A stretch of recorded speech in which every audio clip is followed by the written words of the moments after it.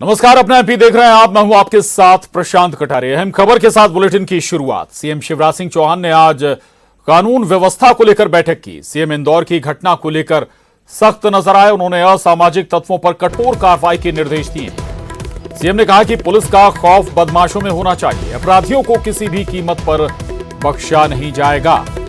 तो law and order पर सरकार और सीएम सख्त हैं और खासतौर से इंदौर की घटना को लेकर भी बेहद तीखे तेवर मुख्यमंत्री के नजर आए। उन्होंने साफ किया कि असामाजिक तत्वों पर कठोर कार्रवाई की जाएगी। इसके निर्देश भी दिए हैं।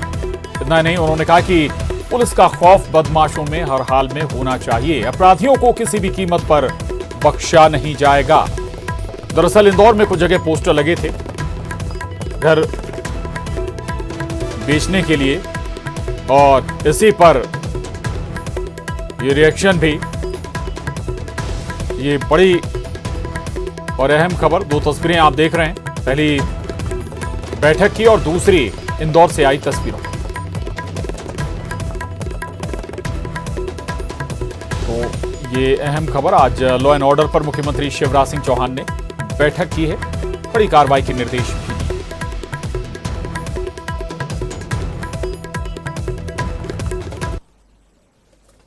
और इंदौर मकान बिकाऊ पोस्टरों के मामले में गृह मंत्री नरोत्तम मिश्रा ने कहा है कि मैंने भी संज्ञान लिया है। पुलिस की गश्त बढ़ा दी गई है। उन्होंने गुंडे बदमाशों को चेतावनी देते हुए कहा है कि संभल जाएं, नहीं तो संभाल दिए जाएंगे। आपको बता दें कि इंदौर में गुंडागर्दी और नशाखोरी से परेशान मकान मालिक पलायन करने को तैयार थे। उन्होंने अपने घर के बाहर लिख दिया था कि हमारा घर बिकाऊ है। करीब 25 परिवारों के लोग पलायन को मजबूर हो गए थे, लेकिन रात में पुलिस अफसर पहुंचे। उन्होंने मकान मालिकों को समझाया और पुलिस पेट्रोलिंग समेत दूसरी समस्याएं हल करने का आश्वासन दिया, तब जाकर लोग माने।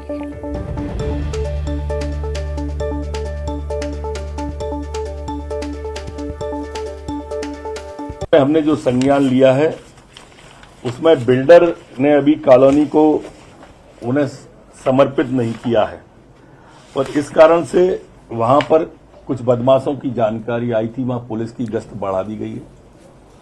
वहां अंधेरा और सफाई की समस्या थी, उसके लिए नगर निगम को माननीय मुख्यमंत्री जी हिदायत करने वाले ही हैं। और ये स्पष्ट रूप से मैं कह दूं कि वो जो लोग भी गुंडे हैं या बदमाश हैं जिनसे उन्हें डर है, उन गुंडों को मैं चेतावनी दे रहा हूं कि इस तरह की शिकायत अगर दोबारा आई तो बहुत कड़ी कार्रवाई होगी। संभल जाएं, नहीं संभाल दिए जाएंगे। तो आपको बता दें, इंदौर का ये मामला जिस पर ये रिएक्शन गृहमंत्री नरोत्तम मिश्रा का, और इसी पर निर्देश भी मुख्यमंत्री ने भी दिए हैं कड़ी कार्रवाई के। दरअसल इंदौर में एक रहवासी इलाके में करीब 20 से 25 जो परिवार हैं वो पलायन के लिए मजबूर हो गए थे। और न्यूज 18 संवाददाता वासु चौरे हमारे साथ जुड़े हैं। वासु, बड़ी बैठक, स्वाभाविक है कि लॉ एंड ऑर्डर बहुत महत्वपूर्ण मसला हर जगह का राज्य का होता है, और इस पर बेहद सख्त नजर आ रहे हैं सीएम शिवराज और सरकार। निश्चित तौर पर देखिए प्रशांत, मध्य प्रदेश की सरकार ने पहले ये स्पष्ट कर रखा है कि गुंडे बदमाशों माफियाओं के साथ जीरो टॉलरेंस की नीति पर बात की जाएगी, उनसे निपटने का काम किया जाएगा। और पहले भी हमने कई ऐसी कार्रवाई देखी है जो माफियाओं के खिलाफ हुई है, और वो पूरे देश के सामने एक एग्जाम्पल बनने का काम भी उन कार्रवाई ने किया है। और ऐसा ही एक मामला जब इंदौर में सामने आया तो खुद मुख्यमंत्री शिवराज सिंह चौहान ने संज्ञान लिया। तुरंत एक बड़ी बैठक बुलाई जिसमें खुद डीजीपी सुधीर सक्सेना जो है मध्य प्रदेश के, वो भी शामिल हुए। इंदौर के पुलिस कमिश्नर मकरंद देउस्कर, संभाग आयुक्त हो या फिर कलेक्टर हो, ये तमाम बड़े अधिकारी उस पूरी बैठक में सीएम के साथ जुड़े, और सीएम ने स्पष्ट निर्देश दिए, कानून व्यवस्था की समीक्षा की कि इस तरीके के जो गुंडे बदमाश हैं जो आम लोगों को परेशान करने का काम करते हैं, उनकी कमर तोड़कर रख दी जाए, उनको किसी भी कीमत पर बर्दाश्त नहीं किया जाए। और आप चाहे गृह मंत्री नरोत्तम मिश्रा का बयान सुन लीजिए। नरोत्तम मिश्रा कह रहे हैं संभल जाओ, नहीं तो संभाल दिए जाओगे। ये कड़े शब्दों में एक चेतावनी है कि लोगों को परेशान ना करें और इतना प्रताड़ित ना करें कि लोग अपने घरों के बाहर पोस्टर लगा दें कि हम पलायन करने के लिए मजबूर है क्योंकि गुंडे बदमाश हमें परेशान कर रहे हैं। तो एक बड़ी कार्रवाई कहीं ना कहीं आने वाले समय में इस पूरे मामले को लेकर देखने को भी मिल सकती है। और इस पूरे मामले में सीएम शिवराज सिंह चौहान ने जो लोकल की एजेंसीज हैं, चाहे वो जिला प्रशासन हो, पुलिस हो, नगर निगम हो, ये बात उन्होंने कही है कि जो लोग हैं उनको तमाम जो सुविधाएं हैं जिनकी उनको आवश्यकता है वो दी जाए, सुरक्षा मुहैया कराई जाए। जी प्रशांत। बिल्कुल बिल्कुल वासु, हम इस बड़ी बैठक को जो हाल फिलहाल राजधानी भोपाल में भी कुछ मामले सामने आए थे, लॉ एंड ऑर्डर से भी जुड़े थे, यहाँ तक कि धर्मांतरण से भी जुड़े वो मामले थे, हम इन दोनों बड़े शहरों में हो रही हाल फिलहाल की घटनाओं से जोड़कर देखें इस बैठक को और निर्देशों को। निश्चित तौर पर देखिए, डीजीपी सुधीर सक्सेना का इस बैठक में शामिल होना साफ तौर पर यही जाहिर करता है कि सीएम शिवराज सिंह चौहान ने जो प्रदेश की कानून व्यवस्था है उसको लेकर भी वहां पर जरूर बातचीत की होगी। हालांकि ये जो बैठक थी ये इंदौर के लिए, इंदौर जिले की कानून व्यवस्था की समीक्षा के लिए थी, लेकिन प्रदेश के तमाम उन बड़े मुद्दों पर भी इस पूरी बैठक को लेकर चर्चा हुई होगी, उन कार्रवाइयों पर चर्चा हुई होगी जो अन्य शहरों में हुई है और जो एक एग्जाम्पल के तौर पर उभर कर सामने आई है। इंदौर के मामले को खासतौर पर इस पूरी बैठक के दौरान संज्ञान में लिया गया है और आने वाले समय में भी माफियाओं के खिलाफ, नशे के कारोबारियों के खिलाफ या जो असामाजिक तत्व हैं, जो आपराधिक तत्व हैं, उनकी किस तरह से धरपकड़ की जाए, उनसे कैसे निपटा जाए, लोगों को कैसे बेहतर सुरक्षा व्यवस्था दी जाए, शांति व्यवस्था को बहाल रखा जाए, इन तमाम मसलों को लेकर भी इस पूरी बैठक में बातचीत हुई है। जी प्रशांत। बिल्कुल बिल्कुल रहेगा वासु, लौटूंगा आपके पास। अरुण त्रिवेदी, न्यूज 18 संवाददाता इंदौर से हमारे साथ जुड़ गए हैं। अरुण, हैरान करता है ये मामला, अगर एक साथ 20 से 25 परिवार पलायन को मजबूर हो जाएं अराजक तत्वों के चलते या ऐसे तत्वों के चलते, लेकिन ये सवाल उस कमिश्नरी सिस्टम पर भी है जो हाल फिलहाल लागू किया गया भोपाल और इंदौर। अरुण, बिल्कुल देखिए, मध्य प्रदेश के दो शहरों में मध्य प्रदेश के दो शहरों में कमिश्नरी सिस्टम इसलिए लागू किया गया था कि इससे लोगों को सुरक्षा मिलेगी और कानून व्यवस्था मजबूत होगी। लेकिन आप देख सकते हैं कि पिछले 5 साल में 40 बार शिकायतें कर चुके थे इस ट्रेजर टाउन के जो रहवासी हैं वो, लेकिन वो सिस्टम से हार गए। इसलिए उन्होंने ये मेरा घर बिकाऊ के पोस्टर लगाए, क्योंकि उनकी कहीं सुनवाई नहीं हो रही थी। लगातार उनके जो टाउनशिप है वहाँ पर गुंडागर्दी, नशाखोरी, अनैतिक गतिविधियाँ चल रही थी। वो बार बार पुलिस के पास पहुँचते थे, जन सुनवाई में जाते थे, लेकिन उनकी कहीं पर कोई सुनवाई नहीं हुई। ना तो पुलिस ने सुनवाई की, ना प्रशासन ने सुनवाई की, और मजबूर होकर वो पलायन के लिए मजबूर हुए। पिछले 2.5 साल में 25 परिवार यहाँ से छोड़कर चले गए और करीब 12 परिवारों ने मकान बिकाऊ के पोस्टर चस्पा कर दिए। लेकिन जैसे ही ये खबर आई उसके बाद डीसीपी वहाँ पर पुलिस के रात में ही पहुंचे, उन्होंने समझाया वहाँ के टाउनशिप के लोगों को। लेकिन सबसे बड़ा सवाल यही कि पुलिस अभी तक मौन थी, पुलिस इनकी समस्याओं पर कोई ध्यान नहीं दे रही थी, और यही वजह रही कि इतना बड़ा कदम उठाने के लिए वो मजबूर हुए और अभी पलायन के लिए मजबूर वो हुए और उन्होंने पोस्टर लगाए। उसके बाद अब जाकर कई नगर निगम, पुलिस प्रशासन, जिला प्रशासन की टीम वहाँ पर पहुंची है। वहाँ पर सीसीटीवी कैमरे अब लगाए जा रहे हैं, प्रॉपर लाइटिंग की व्यवस्था वहाँ पर की जा रही है। साथ ही जो बिल्कुल तो अब ये आशा की जानी चाहिए कि कम से कम अब इस रेजिडेंस एरिया का या इन क्षेत्रों का, टाउनशिप वालों का जो परेशानी है वो हल हो जाए, उसका निराकरण हो जाए। शुक्रिया अरुण आपका, वासु आपका भी धन्यवाद पूरी जानकारी के लिए। आगे बढ़ेंगे और अब बड़ी खबर दिल्ली से इस वक्त की। बीजेपी सूत्रों के हवाले से ये बड़ी खबर है, मध्य प्रदेश छत्तीसगढ़ संगठन में बड़े बदलाव के संकेत मिल रहे हैं। कल पीएम और अमित शाह की मैराथन बैठक हुई थी। जेपी नड्डा और बीएल संतोष भी बताया जा रहा है कि इस बैठक में मौजूद थे। सूत्रों के मुताबिक संगठन में बड़े बदलाव पर चर्चा हुई है। मध्य प्रदेश और छत्तीसगढ़ में प्रदेश अध्यक्ष से लेकर संगठन पदाधिकारी बदले जाने पर चर्चा हुई है। न्यूज 18 संवाददाता अनूप गुप्ता दिल्ली से हमारे साथ जुड़ गए हैं। अनूप, कुछ महीने शेष हैं, बचे हैं जब चुनाव होने हैं। संगठन में ये बड़ा बदलाव, क्या इसके पीछे वजह या मायने हम निकालें? देखिए, आपको बता दूं कि जिस तरीके से कर्नाटक में बीजेपी को हार का सामना करना पड़ा था, वैसी हालात दूसरे प्रदेशों में ना हो, क्योंकि देखिए लोकसभा चुनाव से ठीक पहले मध्य प्रदेश का चुनाव होता है। ऐसे में बीजेपी किसी भी तरीके से रिस्क नहीं लेना चाहती है। कल प्रधानमंत्री नरेंद्र मोदी ने खुद मोर्चा संभाला और जो गृह मंत्री अमित शाह हैं, पार्टी अध्यक्ष जेपी नड्डा, बीएल संतोष के साथ मैराथन बैठक की है। तकरीबन 4.5 घंटों तक बैठक चली है और उसमें कई स्तरों पर चर्चा की गई कि किस तरीके से संगठन में विस्तार किया जाए, किस तरीके से संगठन में बदलाव किया जाए। और देखिए, मध्य प्रदेश बीजेपी के लिए काफी अहम राज्य है। ऐसे में बीजेपी किसी तरह का रिस्क लेने के मूड में नहीं है। जो सूत्र बता रहे हैं कि वहां पर प्रदेश अध्यक्ष जिनका कार्यकाल ऑलरेडी खत्म हो चुका है, एक्सटेंशन पे है वो, तो वहां पर बदला जा सकता है। हालांकि आपको बता दो, संभावना ये भी है कि उन्हें एकोमोडेट किया जाएगा। जो सूत्र बता रहे हैं कि अभी बीजेपी ये किसी भी तरीके से छेड़छाड़ नहीं करना चाहती है, किसी को असंतुष्ट नहीं करना चाहती है। ऐसे में कहीं ना कहीं एडजस्ट किया जाएगा। वही हाल छत्तीसगढ़ में है। जिस तरीके से कांग्रेस अपनी पूरी रणनीति बना रही है, टीएस सिंहदेव उप मुख्यमंत्री बनाया गया है, और लगातार ये खबरें भी आती रही है कि मध्य प्रदेश और छत्तीसगढ़ ये दो ऐसे राज्य हैं जहां बीजेपी के लिए राह आसान नहीं है। ऐसे में पार्टी के संगठन को किस तरीके से मजबूत किया जाए, किस तरीके से संगठन में बदलाव किए जाए, इन तमाम मुद्दों पर कल की जो मैराथन बैठक हुई थी उसमें आखिरी मुहर लगाई गई है। देखिए, चर्चा तो बहुत पहले से हो रही थी, लेकिन आखिरी मुहर जो है वो कल की बैठक में लगाई गई है। जी बिल्कुल, तो आखिरी मोहर लग गई है। अनूप, संगठन में ये किस स्तर पर बदलाव हो सकते हैं? नेतृत्व बदल सकता है, क्या कुछ हो सकते हैं? और दूसरा, क्या कोई सोर्सेज बता रहे हैं कौन से चेहरे हैं जो आगे बढ़ाए जा सकते हैं, या फिर हम कहें कि केंद्र से भी किसी को भेजा जा सकता है क्या? अनूप, देखिए, आपको बता दूं कि मध्य प्रदेश के मुख्यमंत्री के चेहरे पर ही चुनाव लड़ा जाएगा। उसमें कोई बदलाव होने की गुंजाइश नहीं है।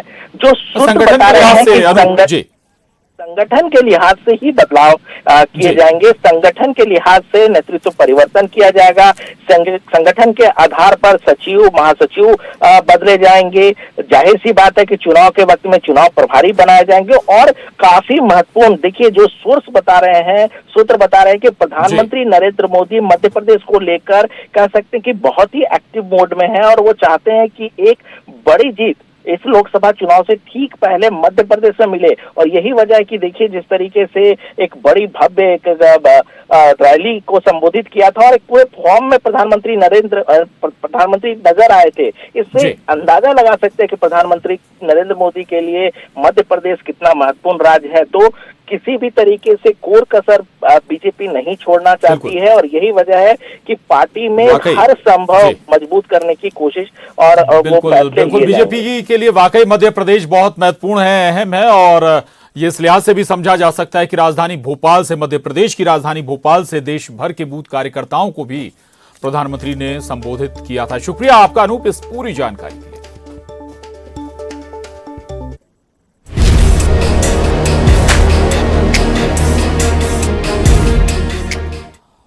और नई शिक्षा नीति के तहत एमपी में के स्कूलों की सिलेबस में आने वाले दिनों में बड़े बदलाव देखे जा सकते हैं। स्कूल शिक्षा मंत्री इंदर सिंह परमार ने कहा है कि कांग्रेस की सरकारों ने महान क्रांतिकारियों को इतिहास के पन्नों में जगह नहीं दी। वीर सावरकर पहले लेखक थे जिन्होंने 1857 आंदोलन को स्वतंत्रता संग्राम कहा था।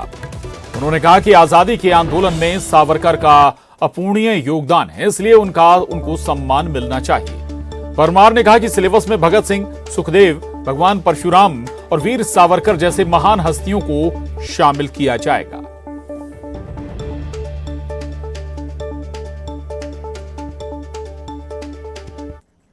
भाग्य से इस देश में कांग्रेस की सरकारों ने भारत के महान क्रांतिकारियों को इतिहास के पन्नों में जगह नहीं दी गई। विदेशी आक्रांताकारों को महान लिखा गया, देशभक्तों को महान नहीं लिखा गया। राष्ट्रीय शिक्षा नीति 2020 भारत केंद्रित शिक्षा पर काम कर रही है। यानी अब देश के लिए काम करने वाले देश के हीरो वो बनेंगे, उनका हम बच्चों को पढ़ाने का काम करेंगे। और इसलिए कई महापुरुषों की जीवनियाँ हम जो नया सारा सिलेबस बनेगा उस सब में जोड़ेंगे।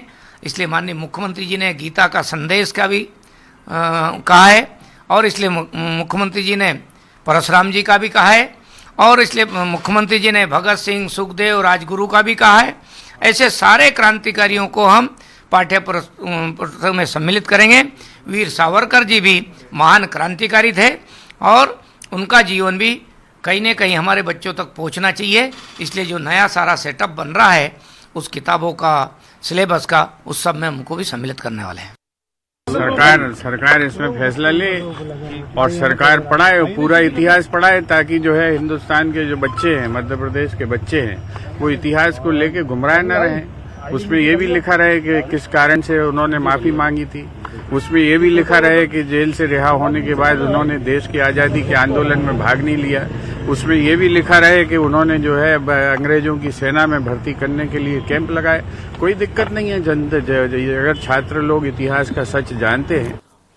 और वासु चौरे न्यूज 18 संवाददाता हमारे साथ जुड़ रहे हैं। वासु, ये हमेशा से घमासान का विषय रहा है सियासत के लिए कि भाई सिलेबस में क्या पढ़ाया जाएगा, क्या नहीं पढ़ाया जाएगा, किन्हें क्रांतिकारी बताएंगे, किन्हें भगोड़ा बताएंगे। और अब अगर वीर सावरकर का जिक्र हो रहा है सिलेबस में, तो फिर एक बार फिर से हम कहें कि वही सियासत नजर आएगी, क्या शुरू भी हो गई वासु? निश्चित तौर पर प्रशांत, देखिए पहली दफा ऐसा नहीं हुआ है जब मध्य प्रदेश में पाठ्यक्रम को लेकर और खासतौर पर स्कूली बच्चों के पाठ्यक्रम को लेकर सियासत गरमाई हो। कई बार पहले भी ऐसे विषय सामने आ चुके हों और एक बार फिर से चुनावी साल में एक नई बहस छिड़ गई है। दरअसल मध्य प्रदेश के स्कूल शिक्षा मंत्री इंदर सिंह परमार ने यह कहा है कि वीर सावरकर के जीवन के बारे में, उनके जो उन्होंने आजादी में अपना योगदान दिया, 1857 में जो उन्होंने लिखा है, उसके बारे में पढ़ाने का काम जो है वो मध्य प्रदेश की सरकार स्कूली के बच्चों को करेगी। और उस पर अब पूरी जो सियासत है वो गर्मा गई है। कांग्रेस का ये कहना है कि बीजेपी आधा अधूरा इतिहास ना पढ़ाए, भ्रामक इतिहास ना पढ़ाए, बच्चों को गलत जानकारी ना दे, सही बात करे, तथ्यों के बारे में बात करे और उनके जेल जाने। ठीक है वासु रहिएगा, मैं लौट रहा हूं आपके पास। अजय सिंह यादव जी हमारे साथ जुड़े हैं, नेहा बग्गा जी भी हमारे साथ जुड़ी हैं बीजेपी से। अजय जी, वीर सावरकर को अगर पढ़ाया जाता है तो आपत्ति है कोई कांग्रेस की? देखिए प्रशांत जी, आपत्ति इस बात में है कि इतिहास को तोड़ मरोड़ कर पेश ना किया जाए। आजादी के आंदोलन में भारतीय जनता पार्टी और उनके संगठन, चाहे आरएसएस रहा हो, हिंदू महासभा रहा हो, इनका कहीं कोई योगदान नहीं रहा। उंगली कटाने तक का योगदान नहीं है। वो आज राष्ट्रवादी बने घूम रहे हैं। और जिस तरह से सावरकर का इतिहास रहा है, माफी मांगने का इतिहास, अंग्रेजों से बार बार माफी मांगी। अजय जी, एक बात बीजेपी कहती है कि भाई सरकार आपके हाथ में रही तो इतिहास भी आपने अपने लिहाज से लिख लिया। देखिए, यही तो भाजपा का झूठ है। सावरकर की जो चिट्ठियां हैं वो पब्लिक डोमेन में है, वो आप चाहें तो पढ़ सकते हैं उन चिट्ठियों को। सभी ऐसे दस्तावेज हैं जो कहीं कोई काल्पनिक नहीं है, यथार्थ में दस्तावेज हैं, और एक बार नहीं अनेकों बार। और जिस तरह से आजादी के आंदोलन, चाहे भारत छोड़ो आंदोलन का विरोध आरएसएस द्वारा किया गया हो, ये सब कुछ इतिहास में है। तो भारतीय जनता पार्टी के झूठ बोलने से इतिहास नहीं बदल सकता है। स्वतंत्रता संग्राम सेनानी इनके पास नहीं है, आजादी के आंदोलन में कोई योगदान नहीं है, इसलिए अजय जी लौट रहा हूँ। नेहा बग्गा जी भी बनी हुई है हमारे साथ। नेहा जी, ये आप सुन भी रहे होंगे अजय जी को, और जो बार बार एक लाइन दोहराई जाती कि भाई जिन्होंने आजादी में कोई योगदान नहीं दिया उन्हें क्यों पढ़ाया जाए, क्यों उनके बारे में कुछ बताया जाए बच्चों को? देखिए प्रशांत जी, कांग्रेस की सरकारें रही केंद्र में, और ये देश का दुर्भाग्य रहा है कि जितने भी वीर हुए, जितने भी स्वतंत्रता संग्राम सेनानी हुए, उनको विलुप्त करने के पीछे कांग्रेस का बहुत बड़ा हाथ रहा है। आप मुझे बताइए ना कि सुभाष चंद्र बोस, उनका नाम लेने से कांग्रेस कतराती है। आज अगर देश का सबसे बड़ा unity of statute Sardar Vallabh भाई पटेल का गुजरात में बनाया गया, तो कांग्रेस का कोई नेता वहां पर पहुंचा क्या? और इस प्रकार के तमाम सारे, हमारा देश तो वीरों का देश है। जिस तरीके से कांग्रेस ने अपने गांधी परिवार के 2-4 नामों को आगे बढ़ाने का काम किया है, सावरकर जिनको काला पानी की सजा हुई, जिन्होंने अपना आधे से ज्यादा जीवन जो है काला पानी में निकाल दिया, जिसको खुद इंदिरा गांधी जी ने स्वीकार करके स्टैंप निकाला, तो क्या ये इंदिरा गांधी की समझ को भी नकार रहे हैं? क्या ये नेहरू जी की समझ को नकार रहे हैं? या गांधी जी ने जिस प्रकार आगे भी इस पर बात करेंगे, चर्चा करेंगे, लेकिन शुक्रिया अजय जी आपका, नेहा बग्गा जी बात करने के लिए इस पर। वासु आपका भी शुक्रिया, धन्यवाद। और अब अगली खबर का रुख करेंगे। बीजेपी के आईटी सेल प्रमुख अमित मालवीय ने ट्वीट कर कांग्रेस सरकार पर तंज कसा। अमित मालवीय ने अपने ट्वीट में कहा है कि राज्य सरकार पर भ्रष्टाचार के गंभीर आरोप हैं। ऐसे में कांग्रेस अध्यक्ष मल्लिकार्जुन खड़गे ने टीएस सिंहदेव को डिप्टी सीएम बनाया है, जो ये बताता है कि सब कुछ ठीक ठाक नहीं है। मालवीय ने कहा कि पहले छत्तीसगढ़ से कांग्रेस को फंडिंग होती थी, लेकिन जब कर्नाटक जीत गए तो अब विकल्प खुल गया। अपने ट्वीट में मालवीय ने आगे लिखा है कि कांग्रेस एक ओबीसी नेता का उपयोग तब तक ही करती है जब तक उसकी जरूरत और सुविधा हो। सिंहदेव को आगे लाना यह भी बताता है कि सरकार पर लगे गंभीर आरोप जरूर कुछ ना कुछ कहते हैं।